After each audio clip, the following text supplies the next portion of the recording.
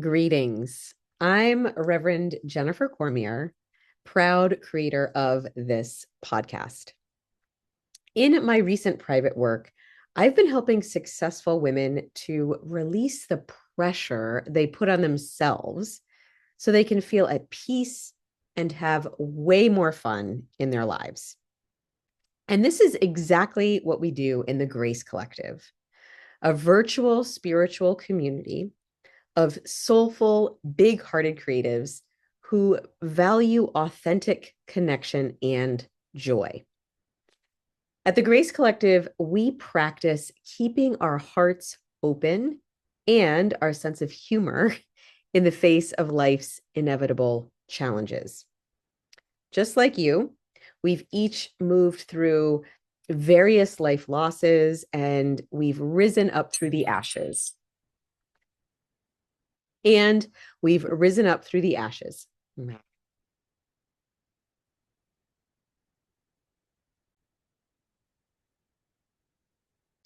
Greetings. I'm Reverend Jennifer Cormier, ceremonial artist and proud creator of this podcast.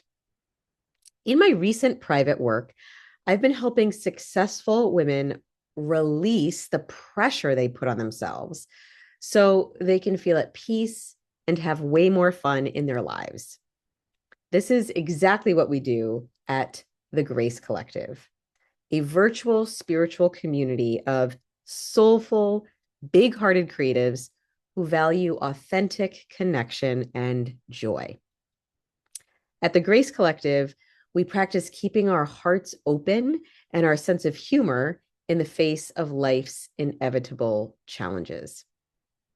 Just like you, we've each moved through various life losses and we've risen up through the ashes.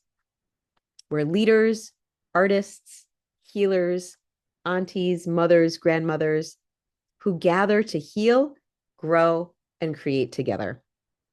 We honor our bodies, the earth, and all beings as sacred, knowing that nature, friendship, and laughter are all good medicine for the soul.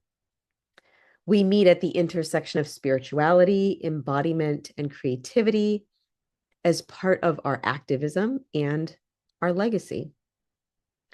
So I welcome you if you are a soulful woman looking for more community, creativity, laughter, and fun.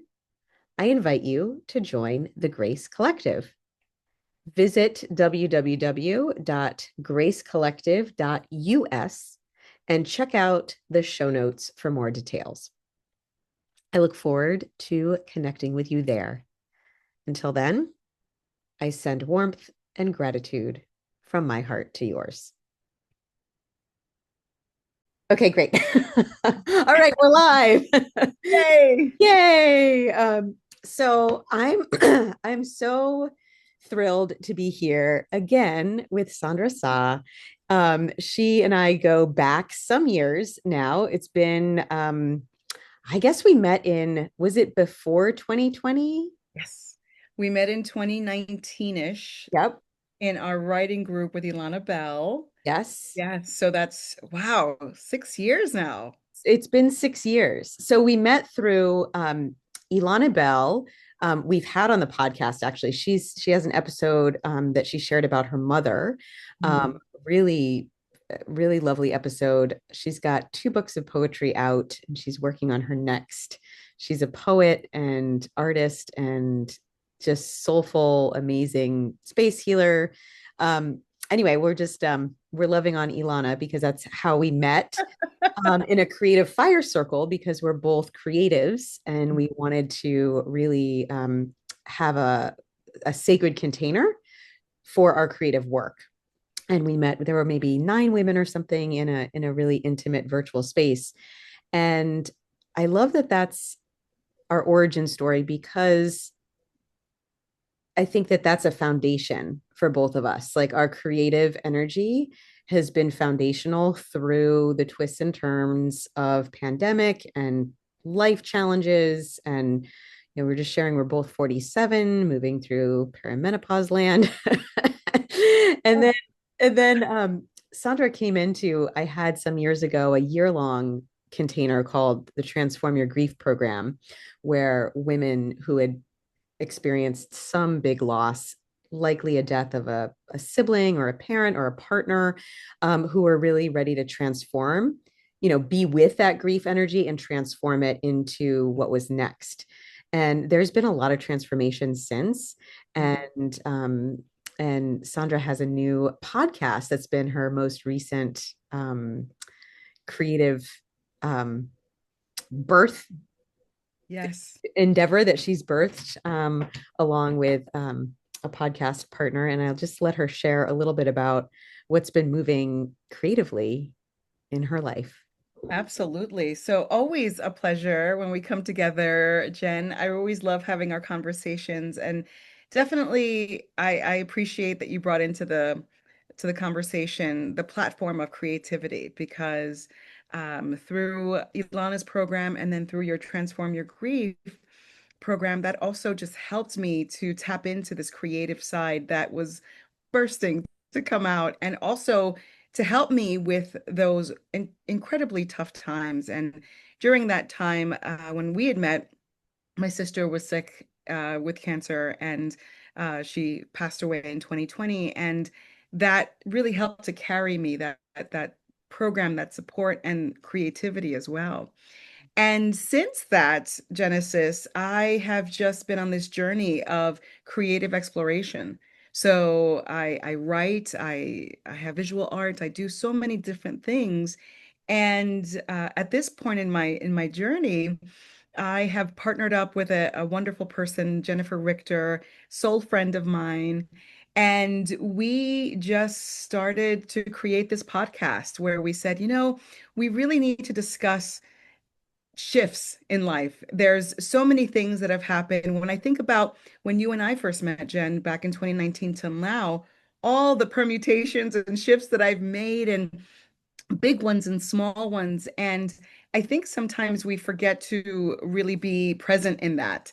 And what does that look like? And how does a shift start? And when you're in it, what does it mean? So in this journey, we are coming together, sharing our stories. We are providing also resources and support for those who want that extra support while they're shifting. Jen, you're going to be a part of our podcast as well in December. We have an episode together, and we want our listeners to know that at this point, in our lives as we shift, and with the craziness outside in the outside world, there are people that can really be there and support. And we want this to be an opportunity for some self-development and some growth, and also just being real. So, the podcast launched 2 weeks ago, which is like when I think about it, it's amazing, mid-September, and we've just had such a wonderful time with it. Yeah. I'm so happy that you have this new venture, and it is so important to have a space to really be with whatever those transitions Right. are.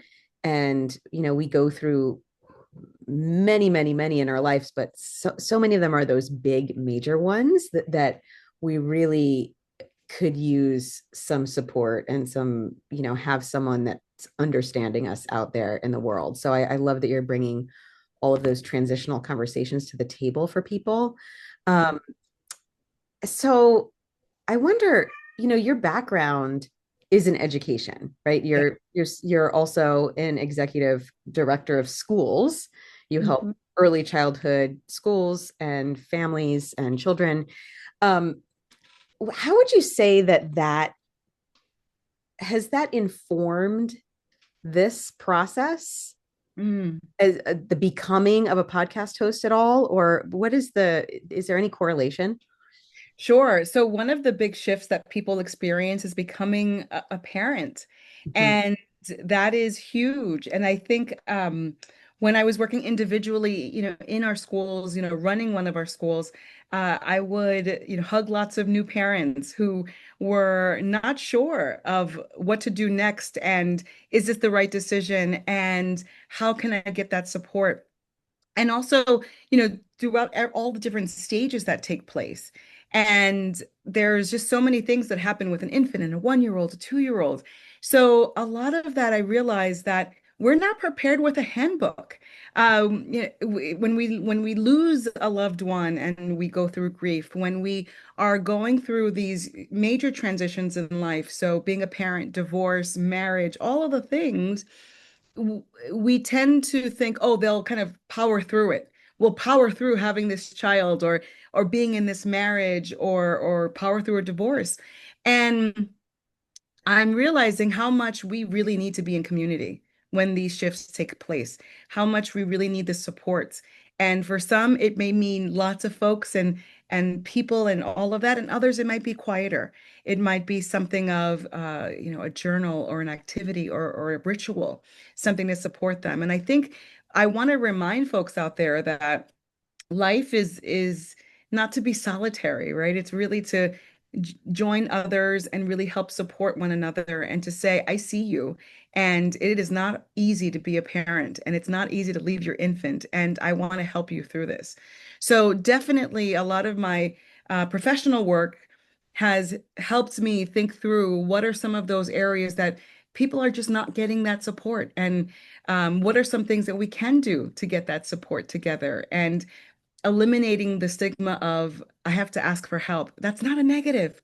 Yeah. That's something that should be built into our life and our society and who we are. And we're wired that way to need that support and that help. So my hope is to kind of break some of that down with some of the work that we're doing to allow folks to understand that you are stronger when you do have that support and in community. And community doesn't have to mean, in the same town, right? We do this virtually. So you can, hop on and join on and really be a part of our circle that we have as well. Yeah. And, I think that can't be, we can't state that enough, that need for each other, that need for support, that need for community. And, as much as we need a hug and we need physical touch, in our lives, there are so many deep connections that I've had with folks like you that have just been across the country. And, we connect on a deeper heart, emotional heart, soul level. And I think that's important, however that works for you to get it, you know, Agreed. whether it's like a semi-private group setting, a membership. We've got the Grace Collective. You've got, you can tap into the Shift Sisters podcast, like to feel into where can I relate? Where can I be reflected?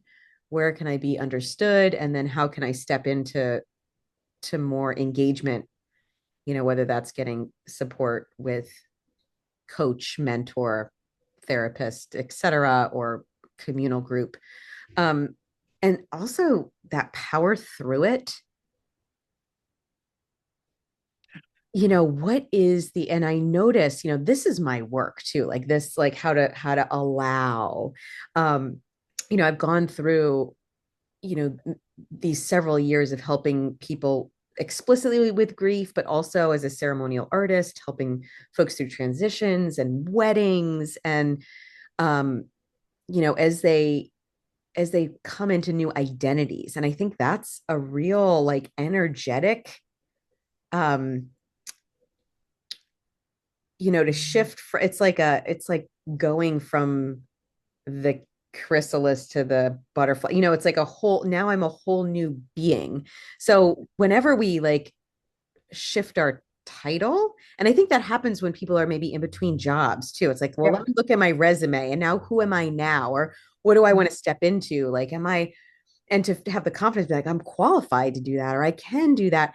So those times where we have a new hat and a new title are big, and you were mentioning to me like that like just the becoming of podcast host, like it was what you thought it was going to be, and then there's the reality of all the things that it was, the Yes. new title. So since you've just launched this past month, do you want to speak to that shift of becoming?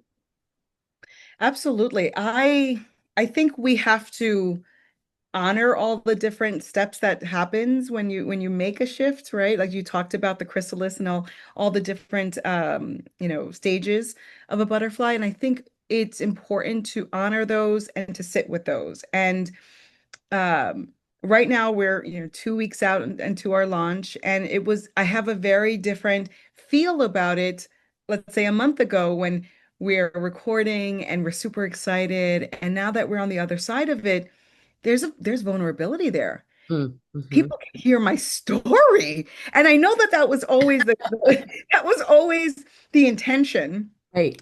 But now I feel super vulnerable because everything that I say is my truth. And it might not be perfectly curated and in a beautiful package. And I feel like it is important to share this with others so that they can find that commonality and say, you know what, I am going through that as well. And it is okay to come out and just say it and ask and talk about it. Yeah. So the transition from what I do in my career to now a podcast co-host has been I feel like I've gone through a range of emotions. There's the excitement, there's the passion that I have for it, there's the fear, there's the also, will it be successful? Will I get to the right people? How can I get to the right people? So there's definitely been is a huge shift in my life. And with the work that we do on the podcast, I have shifted as a person. So now I'm taking some of the work that we describe, because we talk about journal prompts and activities and rituals that we can do.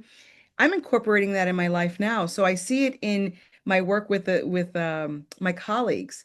So professionally, I see how it's changed me. I've also been a little more real with my family. I've also just had so when you're in the shift for me, I'm realizing doing this work has really changed my relationships with everyone and everything else. And it's a lot, and sometimes it's overwhelming, and sometimes I just want to cry, but that is how you grow. And that is, how you get to that next step. So right now, I am in a flurry. I what did I say? Frazzle dazzle. Yes. A frazzle dazzle. Yeah. I'm feeling a little frazzle dazzle, but it's all welcome because I know that that energy and that excitement is leading me to that next big shift for me. So, I'm on the cusp right now, and myself and my co partner Jennifer, and I feel like it's just we're on this trajectory for something more. So if you are a woman who on the outside is doing okay, you're going through the motions, you're looking pretty functional, but inside there's a quiet heaviness around the state of our world right now. And you might be feeling exhausted from holding it all together. Life might be feeling pretty serious right now. You've been supporting others, you've been managing logistics, you've been keeping things afloat, but you are needing some nourishment yourself. And you might be missing that spark of joy right now in your life. So I want to offer you a special gift. Even if this podcast isn't actively running, I'm going to keep some spots available on my calendar weekly for a special joy jumpstart call. This is for you if life is feeling like it's gotten too serious. You might feel stalled in your work or your creative projects. And the state of the world might feel like it's stolen some of your playful spirit. So it's time to get that back because your family, your activism, your work, it needs all of you. So in 15 minutes, we won't solve the woes of the world, but here's what I can offer you: a short personalized practice so you can come home to your heart and your body, so you can release a layer of mental tension, get a fresh perspective, and I will be giving you one personalized mini ritual. so that you can align your system with joy again. And so you can walk away feeling a little bit lighter. So if this sounds good to you, I invite you to check out the show notes and find my calendar link there for your Joy Jumpstart call. And I look forward to meeting you as one of our beloved listeners there. Yeah. Yeah. Yeah, there's so many, gosh, so many feelings that go into it. It the ride of excitement and overwhelm Yes. and and the vulnerability. I think that is it's interesting, right? When we want to connect more deeply, one way we can connect more deeply is share some vulnerable truth. Yes. And that's not easy, Mm-hmm. you know? Right. And that's not easy. So, first, if first we can look at someone as an example, like, oh wow, they did that, and that makes me feel more connected to them. I could try that, in my life. Um, You helped me with that when you were so open and vulnerable when you talked about your dad. And I remember you would share all your stories and when you would create your work, around him, I said, "Oh, that's so she's at a place that she can do that. How can I do that?"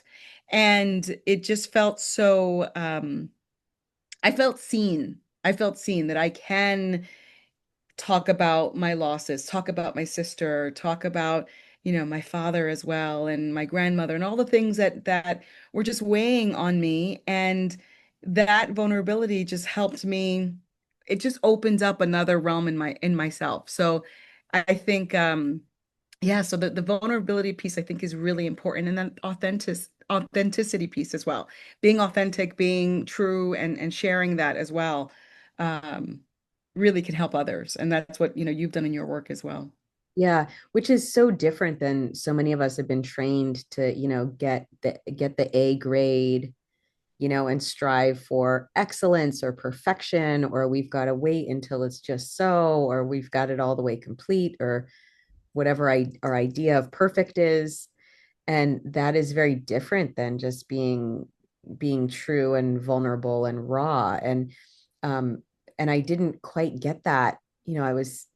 I had a mentor that was, sharing, your vulnerability is your strength, and I would Mhm. get on these calls with lots and lots of other women and I would, cry and share and I was like, I don't feel strong. Yeah. I feel like I'm falling apart. But then the feedback, people would be like, wow, thank you so much for your courage. Right. And I Mhm. was like, oh, me falling apart is courage. Like that's such a different reframe.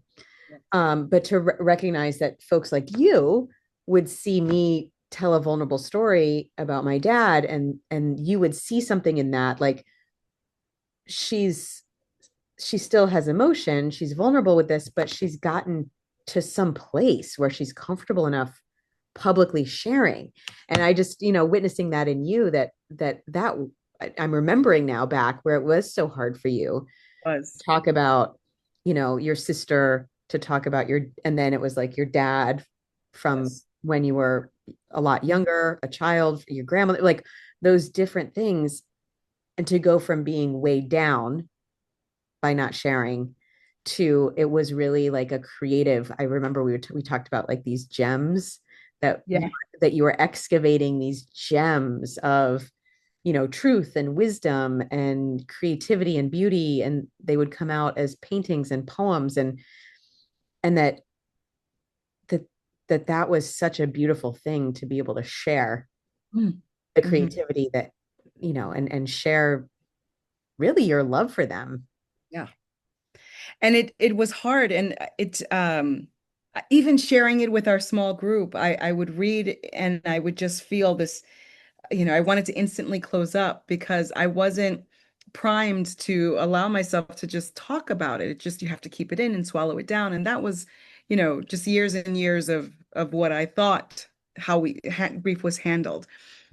And until I went on your podcast and read one of the more significant pieces that I created around my sister's passing, I just felt after that so free and so I can't even tell you. It really pivoted and shifted the way I started seeing my relationship with grief and how important it was for expression, how important it was for creativity. Uh, Writing, I write to my emotions all the time now. Yeah. So I write to my grief. I talk to my anger and my sadness, and we just sit at the table together. And sometimes even in my journal, I have a pen in one color and a pen in a different color to just signify the back and forth of the dialogue that needs to happen. But without that processing, I think I wouldn't be able to do this work that I'm doing now and the podcast and other work that I'm doing. So um, it's with deep gratitude that you've given me that gift of release and also showing me that yes, you can live with grief always in a way that's gonna really like be meaningful for you and work with you. So Mm, mm. Yeah, thank you so much for sharing that. And I think it's so valuable to to see that full circle, yes, of going from that heavy closed off place to like, oh my gosh, I can't share what's within me, and then do it actually sharing, and the freedom that's on the other side, the freedom that's on the other side of that. And you shared that poem. We had a creativity roundtable with a few of you. I forget which episode that is, but it's one of the roundtables, creativity roundtable. And I'm just so grateful for your courage and for sharing, truly. yes. And I think you have to have that. I needed a soft landing pad. I needed a lot of love and support. And I think that was one of the most pivotal pieces because um, with a loss or a shift or anything that's happening, you really need to find that space that's going to support in the needs that you have at that time. And that's what I needed. I needed someone to softly encourage me and to applaud me and to witness me and to um, just just be and allow me to be. Mhm. So yeah, that's Yeah, and I think so many times we in our everyday relationships, Mhm. we may have a spouse or a best friend, and we get into patterns of, you know, my spouse wants to fix it, or my friend wants to complain, or there's just like these different ways that we're used to engaging with different folks in our life. So to have a really explicit container that says, this is, we're going to be here. Yeah. This is a soft place. This is a place for witnessing, for grounding, for presence, for allowing, for remembering. Um, and now I've really come. I'm gonna share a grace alchemy master class is the sort of working title I've got right now, where it's like, well, what what have we been doing these past 6 years? And moving through grace is like, okay, we're grounding, we're coming back to gratitude, we're Yes. we're remembering who we are, Mm-hmm. we're remembering where we came from, Mm-hmm. we're remembering our vision, we're allowing, we're allowing for whatever is, and we're not pushing, like you were saying, everyone wants to power through it or push through it. How do we soften? How do we allow what is to be, which is so hard sometimes because it's not what we want, it's not what we expected, it's uncomfortable. But how do we just allow? And then from there, we can like reconnect to our truth, our hearts. We can reconnect to each other. And then from that reconnection, we've got the energy to then create something new. And then we Sure. and then we can embody and evolve. So just kind of like using that GRAC, it's like, oh, this is what this is. Mm-hmm. And I think it's helpful for people to have a little bit of a, like, here's a format for what we do in this process of grace alchemy or like transformation, whether that's from grief and loss or from whatever transition it is. So yeah, thank you for that reflection. It sounds like, the new to step into a new title, a new way of being, it takes some surrender. Absolutely. Yeah, you have to make space. And I didn't have the space then, 5 years ago, 6 years ago, because I was so consumed. Yeah. And it has not left me, my grief, but we have befriended each other. We have, we live amicably together. And I don't ignore it any longer. I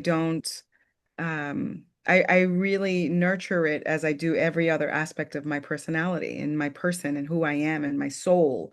Yeah. Uh, so now that I'm not fighting against it, shoving it down, hiding it, then I could bring it to the podcast. I can bring it to my work situation. I could bring it to, my friend's situation. So it's something that's freed up space for me to really focus on my creativity and to really focus on the life fulfilling work that I want to do. And uh and I'm still learning and I'm still, figuring that out because days can be really hard. Yeah. And the tears are right here and I just don't know why it's coming up. But I also realize the sacredness of rest and the sacredness of stopping and listening to that and understanding that there's something there and it's not a negative. Let's just sit there and let's really be with it, as you talked about being present, Mhm. that grounding place. So that's how my life has changed, and I'm still in the evolution process as well. Yeah. As we probably always are. Yes, I would hope. But sometimes it just looks like it's really happening. Yes, Yeah. Yeah, and this is like a lesson that I teach, but it's like I have to relearn it and relearn it.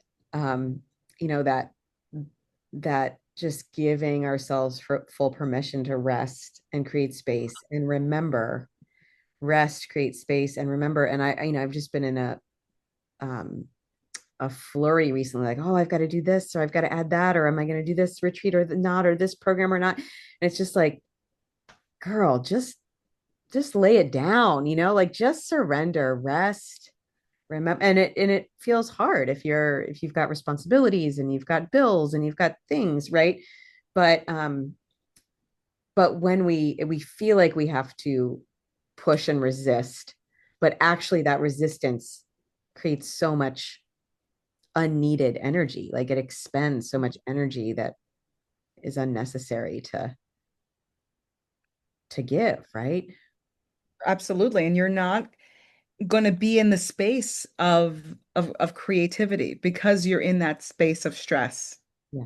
You're going to be in that, it's going to just weigh you down. And that, we walked together for a year in the program, in the Transform Your Grief program. And when I tell that to people, they're like, you were with us for a year, and I'm still with it. And it's we need to give people an opportunity to take a breath, to Yeah. take a moment, to understand that there is no race.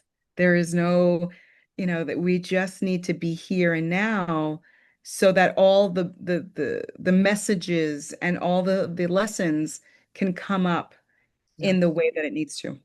Yeah. Yeah. And in that taking a breath, that's where we find our inner wisdom, right? That's where we think we need to go find it outside of ourselves or run around and learn it or, you know, go make it happen or something. And it really does come in those times of deep rest, which is why it's so essential for us to carve that out for ourselves on a regular, daily, weekly, monthly, seasonally, just. And I think that has been essential for me, is looking at the year and seasons. And okay, every year there's some letting go. Every year there's some new growth. Every year there's some dormancy. So just letting that ebb and flow happen, and not to get too worried if we're, Hmm. you know, and not to push. Like the flow is going to come, Hmm. it will come. Just allow the pause, allow the ebb. And that's not easy for, No. I'm from New England, we gotta, how you doing? You keeping busy? We gotta keep. Yes. It's like for all of my family from New England, there's two questions. How you doing? Keeping busy? How you doing? And the answer is like doing good. Yes. It's just yes, I'm good. And yes, I'm keeping busy. That's the only acceptable answer. And so under the undercurrent says, if we're not keeping busy, something is not good or something is not Right. right. Like if you're not keeping busy. And that's why a lot of folks, they'll be like, wow, she's doing so good after that divorce, or after the death of her parent, or after whatever. Look at her. She's working 60 hours a week, 80 hours a week. Look how well she's doing. Like we equate overwork for doing well. Right. That doesn't necessarily mean our mental health is healthy and our body is healthy and that we are thriving. That doesn't mean that. It's so, yeah, and I'm traveling to New York in another week, and I'm preparing myself. So I have, my work stuff that I have to do, but I also created something called a peace pouch. And in my peace pouch are things to help support me when I'm in New York, because you can't you can't miss a step when you're walking down the street. You have to get in the cab quickly. You have to make your order quickly. You have to do this, you have to do that. And my nervous system always is out of whack when I come and visit because it's just overwhelming. So I have, oil scent blends. I have some magnesium powder drinks. I have a device to help with like regulating your breathing. And I'm intentional about it now. When I know I'm going to be in these situations that are going to increase my cortisol level or increase my stress, I don't want to. I've always accepted it. Oh, I'm just going to be stressed out this next week. It's going to be overwhelming. Well, let's do something about it. I know this now. So, how can I incorporate rest? How can I incorporate calm in circumstances that are inevitable? Sometimes it's family. Think about when you visit certain family members, right? And you're like, oh my goodness, this person just makes my heart flutter because they're just so triggering for me. So what can we do to help that? And how can we support yourself in those situations that you just can't get out of? Yeah. So in addition to that deep rest, it's also planning for that as well, for those times that you just can't, you know, take a half an hour nap or something. So So it's so important. And I know you bring in oils and tea blends and things like that on your podcast. People can tune into that. And it's such an amazing point that we can prepare. And I used to really think that by not having any structure or preparation, that was like more spiritual than people that prepared, like somehow, yeah, you're so prepared, type A, but I'm so spiritual because I'm in the flow because I don't have to prepare anything and watch the universe take care of me, kind of thing. That was sort of my spiritual background. And now, on the flip side, we can go, okay, well, and I've said this a couple times probably on the podcast. One of my mentors, Karen Sanzo, who is a physical therapist who became a Pilates teacher trainer, she blended physical therapy and Pilates to be like, you can put yourself in a successful position. And that can be in all kinds of different ways. But knowing, like, okay, I'm going to go visit my family for the holidays.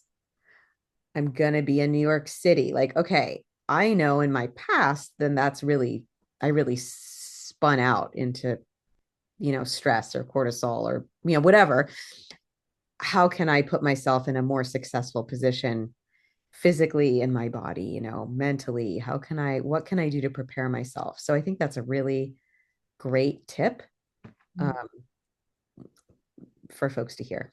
So, yeah, it's just, that's my new kind of philosophy in life now. Like, how can I set myself up for the stressors that are inevitable to come.